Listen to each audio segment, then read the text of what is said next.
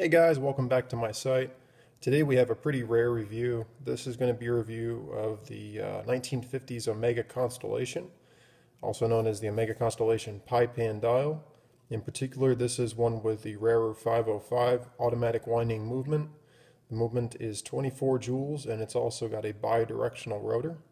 This is a pretty rare movement in terms of the Constellation range, and this model in particular is one of the most highly sought after and collected Omegas, especially at the vintage lines.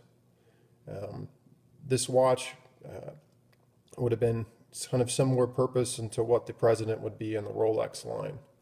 The case is made out of solid 18 karat gold, and it is roughly 35 millimeters in width. Let's go ahead and take a look.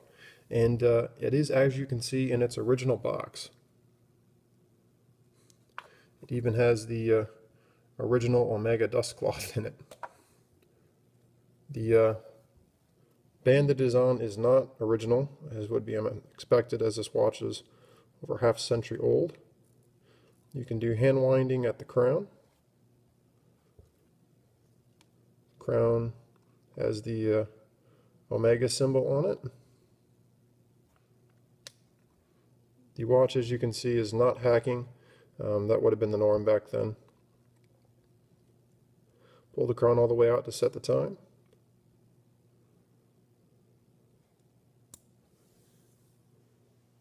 See if we can get it to focus on the dial here.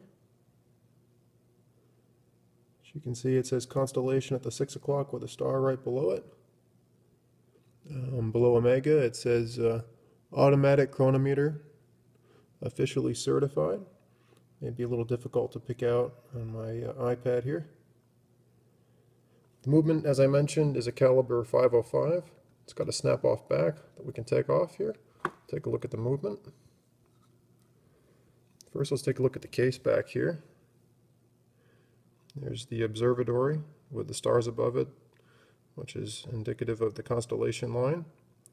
As you can see, as the bottom 6 o'clock, there's also a waterproof marker.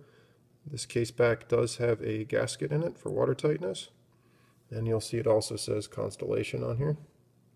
It's a very nice raised case back. And inside we have the traditional Omega markings. At 9 o'clock you can see the 750 for 18K and the traditional Omega stampings.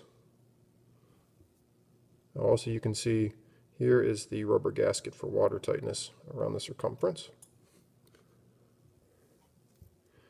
And here we have the Omega 505 movement. As I mentioned, this is a movement that features a bi-directional rotor. We can see up near my thumb here the Omega symbol in 505 indicating the correct movement. Again, this movement is 24 joules.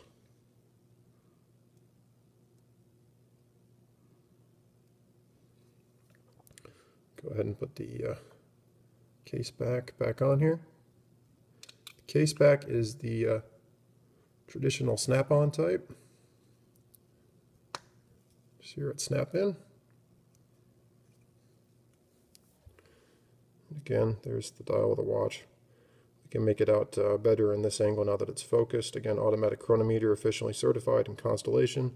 As is traditional on most Swiss-made watches, it does say Swiss-made at 6 o'clock.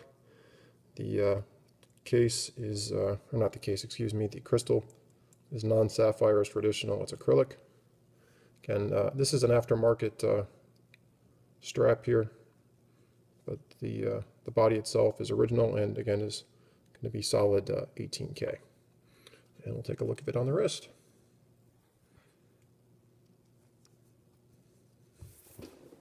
So what you're seeing here again is 35 millimeters. It's a decent size. I know modern watches are obviously much bigger than this. However, totally wearable, and it does have a nice wrist presence. Very thin, very comfortable to wear on the wrist. It's a very delicate feeling watch. It's so light that you hardly notice it, and again it's got that beautiful vintage look to it. And as you can see looking at the dial, you can definitely understand why this is called the Pie Pan model. as the dial tucks into the corners around the circumference of the case itself. So there you go. There's a review of a vintage Omega Pie Pan Constellation. Hope you guys enjoyed the review, and stay tuned for more.